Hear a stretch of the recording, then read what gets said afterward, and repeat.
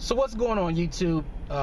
You see me in these glasses and tie and things of this nature, but I want to tell you what was going on with me today. I actually was going through a mini crisis, and here was the crisis. The first thing, it all goes back to, I'll take it back when I was a kid. When I was a kid, I used to worship the suit and the tie. I used to think that every man, I didn't even need to know what the man did. I thought was successful if I saw them with a suit and a tie on.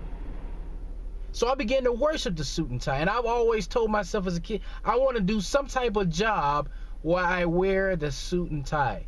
And I like the whole thing behind the dress. But this is the dilemma I'm having.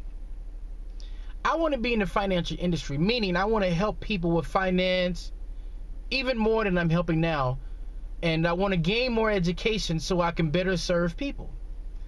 But the problem I'm always having is that I have to lower my income in order to do it. Let me tell you what I mean.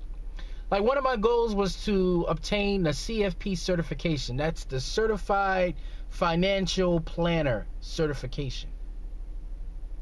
And in order to do that, not only are you supposed to fulfill the educational requirement, you're also supposed to fulfill 3 years in the financial industry.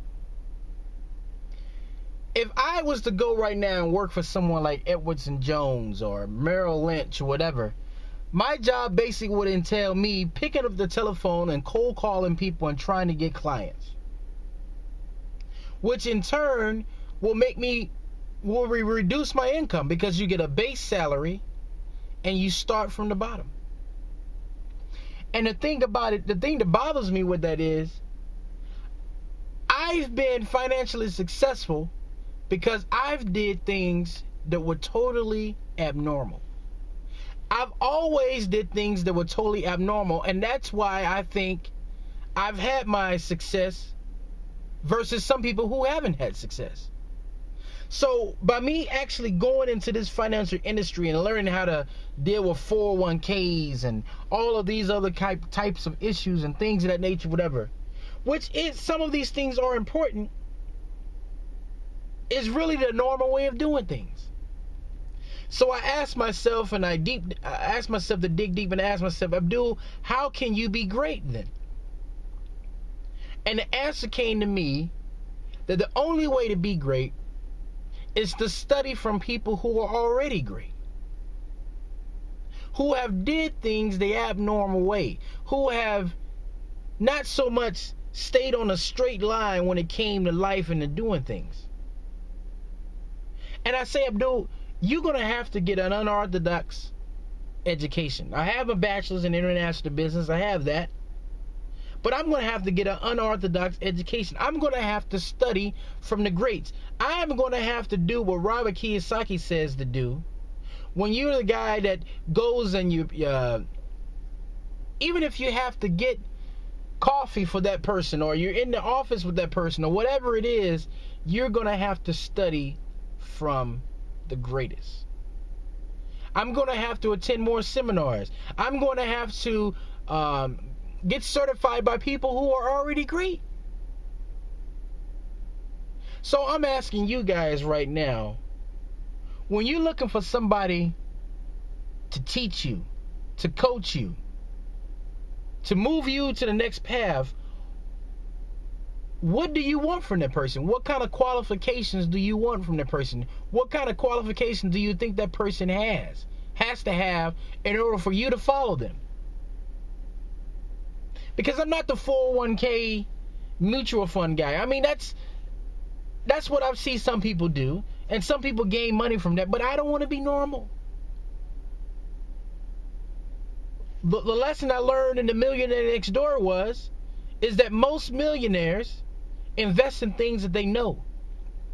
They invest 1% and 2% into things like the stock market and things of that nature, but the rest of their money is in their business. Because I'm not in the business of losing money, gaining money, losing money, gaining money. Like, most of the investments I've been in, to be honest, and when I say investments I've been in, the investments that I myself control, have been up. they never really go down. Because one, I catch them at the right time at the beginning. I start small, and it's usually an incline. I never have this up and down, wait and be patient type deal. No. And that's why I think a lot of people with good businesses who don't start with loans and do all of these things, whatever, are successful, because they don't follow that same pattern as everyone else. So I'm sorry if I'm rambling on or whatever kind of thing, whatever, but I just thought I should share that today because it's a real life example of trying to be great and doing things that are great, but in order to do that, you have to be abnormal. So, thank you guys for watching the channel. Thank you for all the support you've given me. And if this is your first time watching this channel, please subscribe. Tell your friends about us. I think I have a message for America to hear. It's about a different America. It's about an America that don't make excuses. It's about an America that moves to the sound of their own drum. So, with that said, have a nice day, guys. Signing off.